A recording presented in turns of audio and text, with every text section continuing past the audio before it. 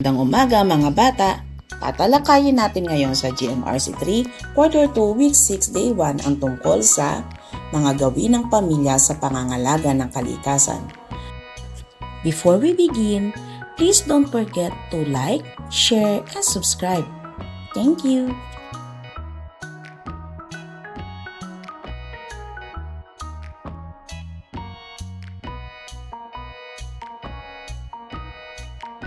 Panimulang gawain. Magandang araw sa inyong lahat. Kamusta kayo? Ngayong araw ating aalamin at tutukuyin ang mga gawain ng pamilya sa pangangalaga sa kalikasan na nakaugat sa ating pagmamalasakit.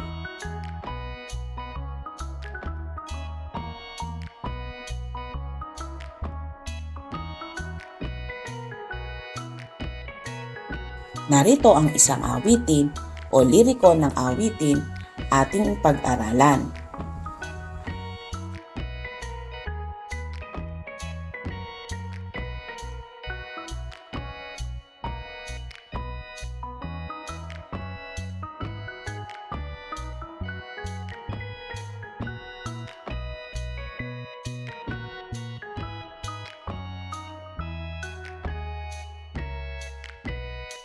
Narito ang mga tanong matapos maawit o mabasa ang liriko ng awit. Number 1. Ano ang nais ng mga awit na ating gawin? Number 2. Bakit mahalaga ang pagtatanim?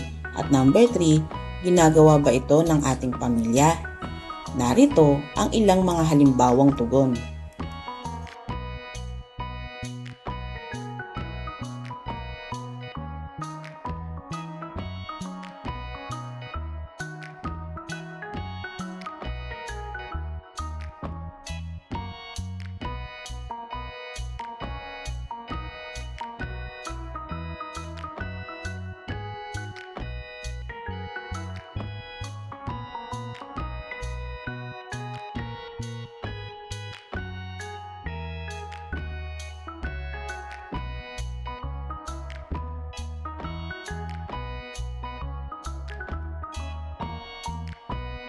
Gawaing paglalahad ng layunin ng aralin. Sa araw na ito, kayo ay inaasahang makikilala ang mga gawin ng inyong pamilya sa pangangalaga ng kalikasan. Matutukoy ng mga gawin ng pamilya sa pangangalaga ng kalikasan na lumililang ng pagmamalasakit o sa Ingles ay compassion. Gawaing pag-unawa sa mga susing salita.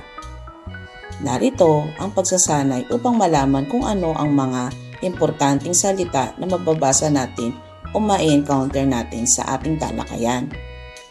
Basahin ito at pag-aralan.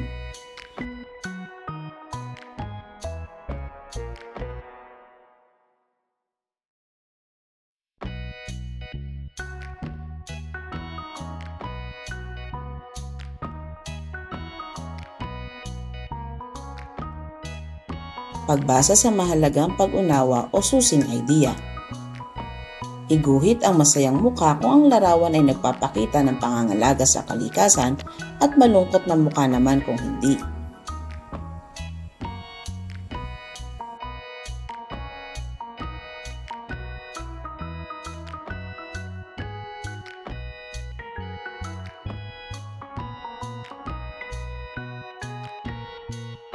Ano-ano ang naidudulot ng gawaing nagpapanatili ng kalikasan at nagpapaganda ng kapaligiran?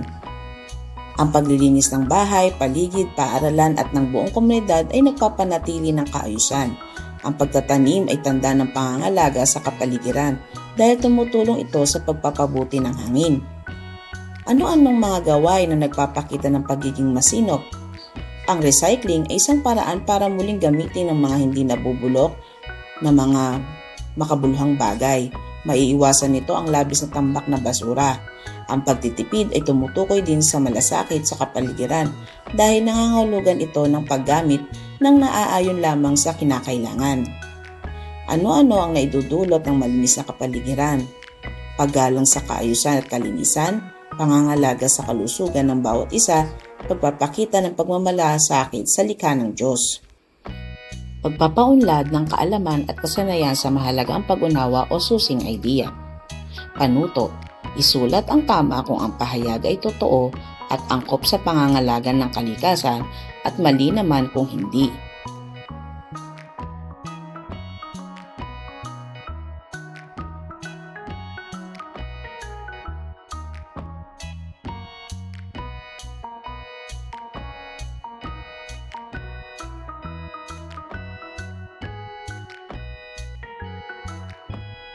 Narito ang ilang mga tumpak na sagot.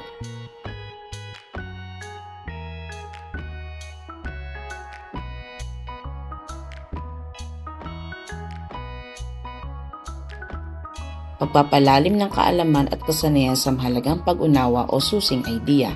Ang pagmamalasakit sa kapaligiran ay nagpapakita ng pagpapahalaga sa buhay ng tao at likha ng Diyos. Ito ay nakaugat sa kilos ng bawat isa, ngunit kinakailangan ang lahat na nakikilahok para sa pagsasabuhay nito. Narito ang ilang mga sitwasyon at ilang mga halimbawang tugon.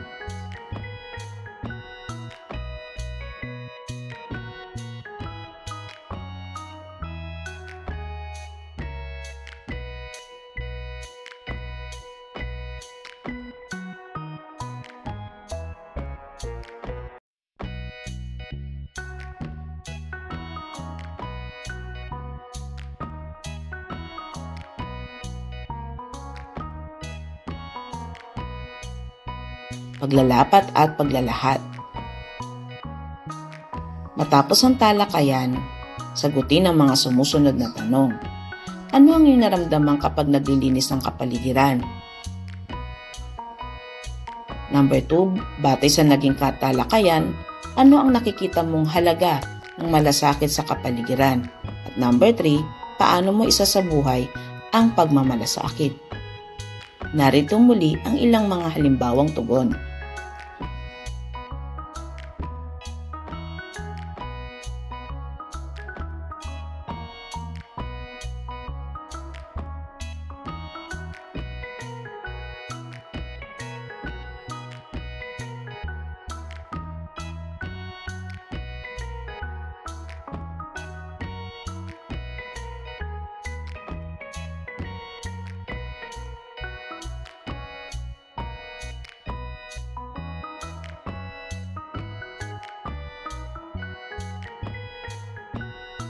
Pagtataya ng natutuhan.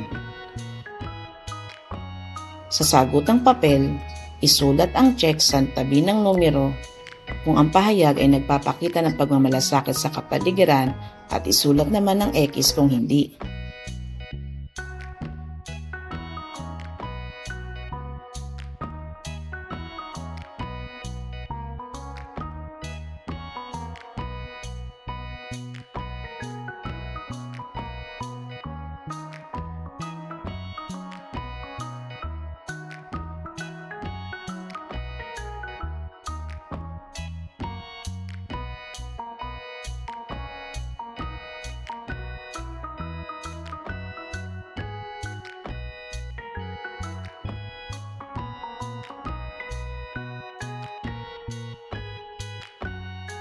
Narito ang mga tumpak na sagot.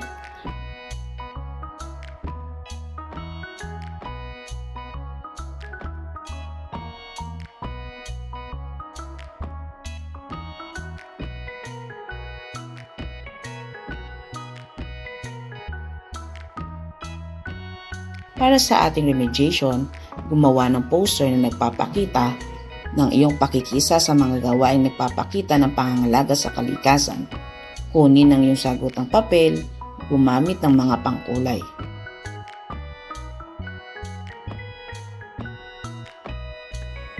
Magaling! Natapos mo ang ating aralin sa GMRC. Tandaan, ang magandang asal ay pinapakita hindi lamang sa salita, kundi lalo na sa gawa. Maging magalang, matapat at may malasakit sa iba. Sa bahay, paaralan at kahit saan ka naroon. Araw-araw piliing maging mabuting bata at mabuting mamayan. Hanggang sa muli nating aralin, paalam at patuloy na pairalin ang tama at mabuti.